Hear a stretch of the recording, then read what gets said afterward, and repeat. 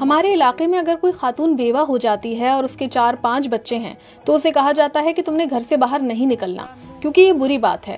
لیکن اگر تمہارے بچے بھوک سے مر رہے ہوں یا انہیں تعلیم نہیں مل رہی یا وہ غلط صحبت کا شکار ہو رہے ہوں تو کوئی مدد نہیں کرتا، بس یہ بات یاد رہتی ہے کہ باہر جانا بری بات ہے۔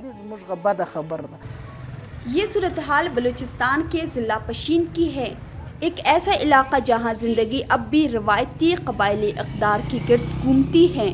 پاکستان کی دوسرے بہت سے علاقوں کی طرح یہاں بھی خواتین کا گھر سے باہر نکلنا معیوب سمجھا جاتا ہے، مگر انہی بند دروازوں کے بیچ بی بی رقیہ نے خاموشی توڑی اپنے لیے اور ان خواتین کے لیے جو کبھی بول نہیں سکی۔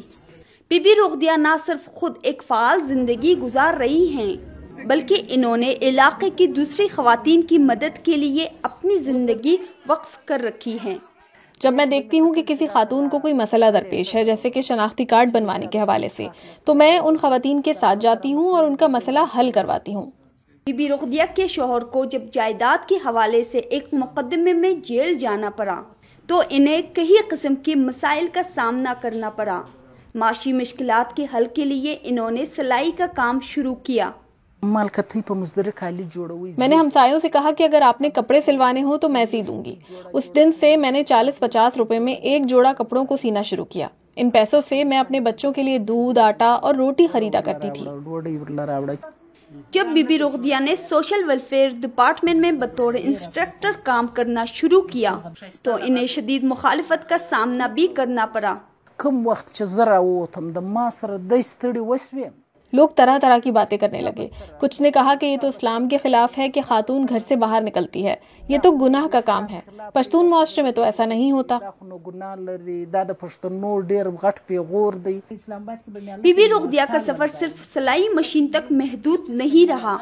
جب انہوں نے اپنے گرد لوگوں خصوصاً خواتین کے مسائل دیکھے تو انہوں نے طے کیا کہ وہ فیصلہ سازی کے عمل میں بھی شامل ہوگی۔ میں نے الیکشن بھی لڑا اور میونسپل کارپوریشن کی ممبر بھی بنی۔ میں نے الیکشن آزاد حیثیت سے جیتا۔ چونکہ میں لوگوں کی مدد کیا کرتی تھی اس لیے انہوں نے مجھے ووٹ دیا۔ بی بی رقیہ نے جب دقیانوسی روایات کے خلاف قدم اٹھایا تو مذہبی افراد کی جانب سے انہیں تنقید کا نشانہ بنایا گیا، مگر انہوں نے ہمت نہیں ہاری اور ثابت کیا کہ نظریات اور سوچ کو وقت کے ساتھ ساتھ بدلنا چاہیے۔ شروع میں ہمارے علاقے کی مسجد کے امام میرے خلاف باتیں کیا کرتے تھے کہ یہ خاتون بہت زیادہ گنہگار ہے، اللہ ہمیں ایسی زندگی سے بچائے۔ آج اسی امام کے گھر کی خواتین میرے پاس آتی ہیں، کبھی کوئی ہنر سیکھنے کے لیے یا شناختی کارڈ بنوانے کے حوالے سے۔ بی بی رقیہ ہر اس خاتون کے دل کی آواز بن گئی جو خاموش رہی، جو سوال کرنا چاہتی تھی مگر ڈر گئی۔ وہ کہتی ہیں کہ خواتین کے لیے خاموشی کا وقت گزر چکا ہے، اب وقت ہے اپنے حق کے لیے آواز اٹھانے کا۔ میں خواتین کو یہ پیغام دینا چاہتی ہوں کہ آپ اپنے حق کے لیے سوال کیا کرو، کیونکہ یہ تمہارا حق ہے۔ خواتین کسی سے کمتر نہیں ہیں، وہی آنکھیں، وہی چہرہ، وہی کان، وہی ہاتھ اور وہی ہنر ہمیں اللہ نے دیے ہیں۔ کسی بھی معاشرے میں تبدیلی لانا آسان نہیں، خاص طور پر وہاں جہاں پرانی روایات سماجی ترقی میں رکاوٹ بن جائیں۔ بی بی رقیہ نے ایک مشکل راستے کا انتخاب کیا، مگر آج وہ اکیلی نہیں ہیں۔ ان کی جدوجہد کی بدولت پشین کی خواتین میں خود مختاری کا جذبہ وقت کے ساتھ ساتھ بڑھ رہا ہے۔